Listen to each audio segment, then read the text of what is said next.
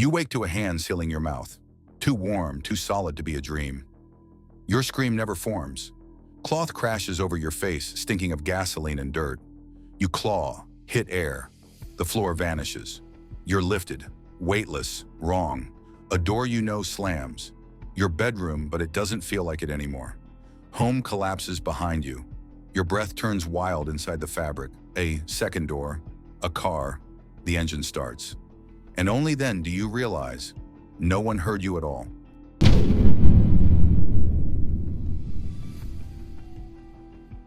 You don't know how long you've been in the vehicle. Minutes? Hours? Time collapses when you can't see, can't speak, can't move freely. Your wrists burn. Zip ties, maybe. Rope. Something cutting into skin. Your mind cycles through impossible questions. Who? Why? Is this real? But your body already knows. The adrenaline screaming through your veins knows. This is real. The air smells wrong. Dust, sweat, old upholstery. You try to map the turns in your head. Left, right, straight away. But you lose count. You lose direction. You lose the ability to think in straight lines. Fear does that. It erases logic. It makes you small. When the vehicle finally stops, the silence is worse than the motion. You hear footsteps, a door creaking open. Cold air rushes in and hands, those same hands, pull you out. Your legs don't work right. You stumble. Someone catches you, but it's not comfort. It's control. You're dragged, half carried, across uneven ground. Gravel? Dirt? You can't tell. Then you're inside somewhere. The air changes, warmer, stale. A door closes behind you, and the lock clicks with a finality that makes your stomach drop. The cloth comes off your face. You blink against dim light, a single bulb hanging from a ceiling you can't fully see.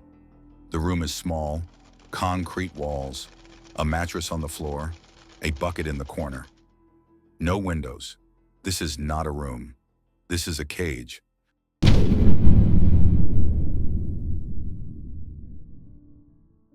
The first days blur together. You don't eat, you barely sleep. You sit against the wall, knees pulled to your chest, and wait for something. Rescue, explanation, death. Nothing comes. You think about your phone, probably still on your nightstand. Your family waking up to find you gone. The frantic calls, the police reports, the search parties. You imagine them looking, but you have no idea where you are. No idea how to help them find you. You are a ghost in your own life now. The silence is suffocating. No one speaks to you. Footsteps pass outside the door sometimes, but they don't stop. Food appears, plain rice, bread, water, but you never see who brings it. You start to wonder if you've been forgotten, if this is just where you'll rot, unseen, unheard, erased. You try to hold on to pieces of yourself. You whisper your own name in the dark. You recite your address, your birthday, your mother's phone number. Small anchors, but they start to feel distant, abstract, like facts about someone else. The worst part isn't the fear, it's the waiting, the not knowing.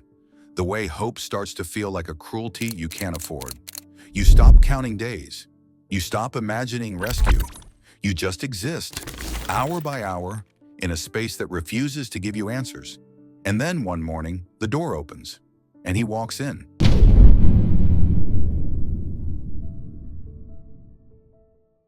He's not what you expected, not a monster, not visibly cruel. He's ordinary, unremarkable, the kind of face you'd pass on the street and forget. That's what terrifies you most. He sits across from you, cross-legged, like this is normal, like you're having tea. He speaks in a calm, measured voice. He tells you his name. He tells you this is your home now. He tells you that if you behave, things will be easier. He doesn't raise his voice. He doesn't need to. The threat is in the steadiness, the certainty. You don't speak. You don't know what words would even mean here. Days turn into routines. You're allowed out of the room sometimes, but only under watch. You're given tasks, cleaning, cooking, folding laundry, domestic motions that feel like mockery. You do them because refusal means consequences you don't want to test. You learn the rules without them being spoken. Don't ask questions. Don't raise your voice. Don't try the doors. He talks to you like you're his, not his prisoner, his partner, his wife. He uses that word, wife. It crawls under your skin and stays there. He asks about your day. He brings you things, a new blanket, a book, a radio, gifts wrapped in chains. You watch him carefully. You study his moods, his patterns. You learn when to be quiet, when to nod, when to smile even though it makes you want to scream. Survival becomes performance. You play the role because the alternative is unthinkable. But at night, alone in the dark, you let yourself hate him.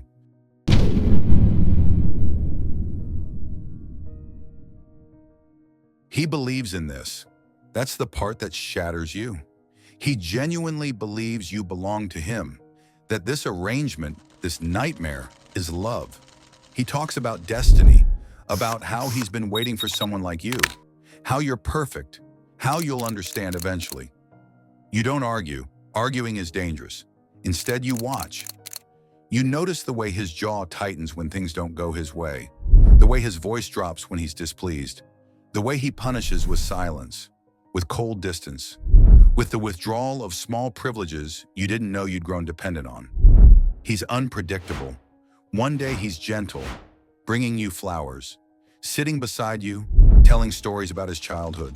The next he's a stranger, angry over nothing, a dropped plate, a wrong word, a look he doesn't like. You never know which version you'll get. He touches you, not violently, but possessively. A hand on your shoulder, fingers brushing your hair back, his arm around your waist when he walks you from room to room. Each touch is a reminder, you are not your own. You flinch, but you've learned to hide it.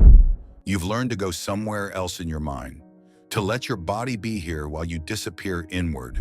It's the only escape you have. Sometimes you wonder if he knows, if he can tell you're not really present, if he cares. You think he does know. You think he likes it. The control, the possession, the fact that you can't leave, even in your own head, without him sensing it.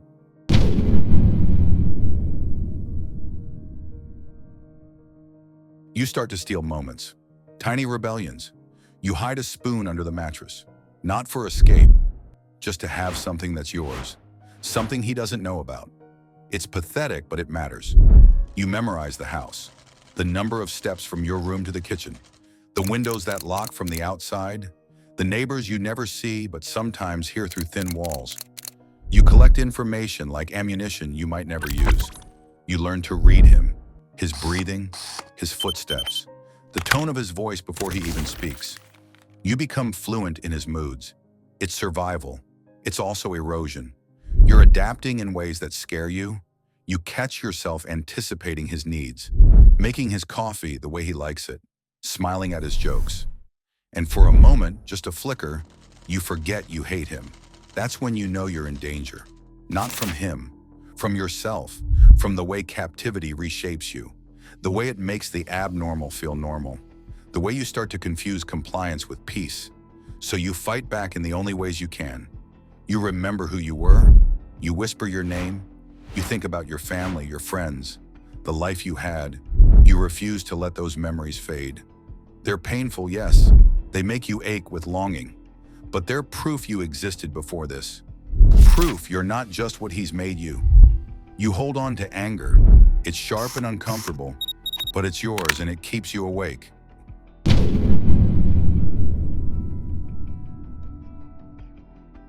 He calls you by a different name now, not your real name, a name he chose, a name that sounds soft and obedient. You don't correct him, but in your mind, you answer to no one but yourself. You build a world he can't touch. In the stolen minutes when he's gone, you pace the room and tell yourself stories. You imagine the search still happening. You imagine your face on the news. You imagine someone, somewhere, refusing to give up. It might not be true, but you need it to be. You also imagine escape, not realistic plans. Those are too painful when they crumble. But fantasies, running through a door left unlocked, a neighbor noticing something wrong, a moment of carelessness you can exploit. You play these scenes over and over. They keep your mind sharp. They keep you human. He notices the change in you, the way you're quieter, more distant. He doesn't like it. He asks what you're thinking. You lie. You tell him nothing. You tell him you're tired. You tell him you're fine. He doesn't believe you, but he doesn't push. Not yet. You realize something. He's afraid too. Afraid of losing control. Afraid you'll break in a way he can't fix. Afraid you'll stop pretending. That fear is a crack in his armor. It's small. It's not enough. But it's something. You start to wonder what would happen if you pushed.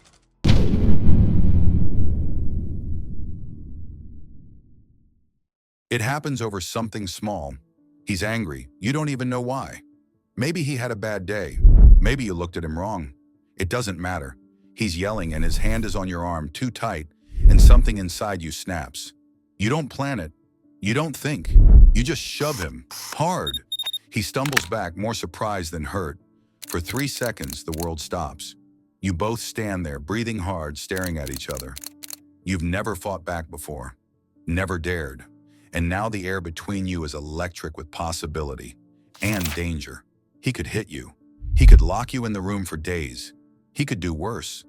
But he doesn't. He just looks at you, really looks at you. And you see something flicker in his eyes, confusion, maybe even respect. Don't, he says quietly. Don't do that again. It's not a threat. It's almost a plea. You don't apologize. You don't back down. You hold his gaze until he looks away first. And when he leaves the room, you're shaking, not from fear, but from the rush of reclaiming an inch of yourself. You know it's not over. You know there will be consequences. But something has shifted. You are not as powerless as you thought, and he is not as invincible. That night, you don't sleep. You sit awake, heart pounding, waiting, planning, wondering if you've just made everything better or infinitely worse.